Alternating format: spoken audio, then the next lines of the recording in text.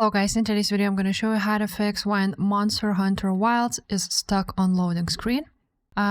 This game basically takes a lot of RAM and VRAM, so you want to check your system requirements first and if your PC will be able to handle it. So just make sure to check that.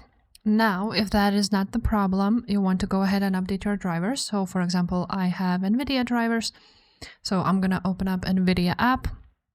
And you're gonna go to drivers option and you will see here downloads, available downloads for the drivers.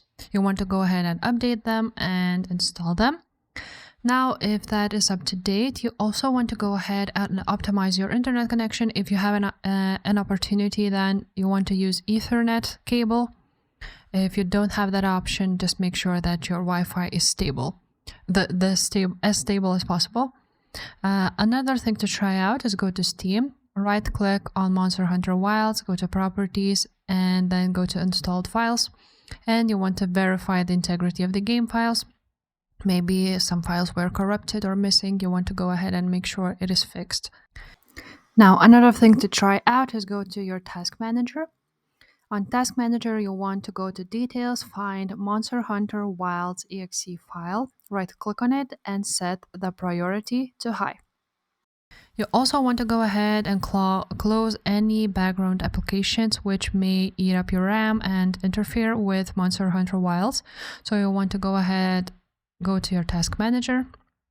And on Task Manager, you want to close any apps which are not related. So for example, for me, it would be Xbox. You want to go ahead and end the task.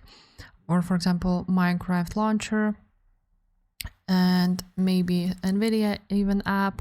You want to only leave Steam and Monster Hunter Wilds. And that should fix the problem.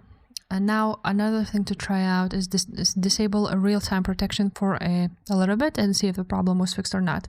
So you're going to go to virus and threat protection.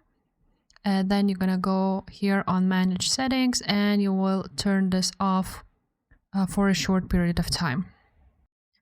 You also want to lower your graphics in-game if you can and see if the problem persists. Now, if nothing really worked, I would just suggest you to reinstall the game and that should fix the problem. So if this video was helpful, guys, make sure to subscribe and I will see you next time. Bye.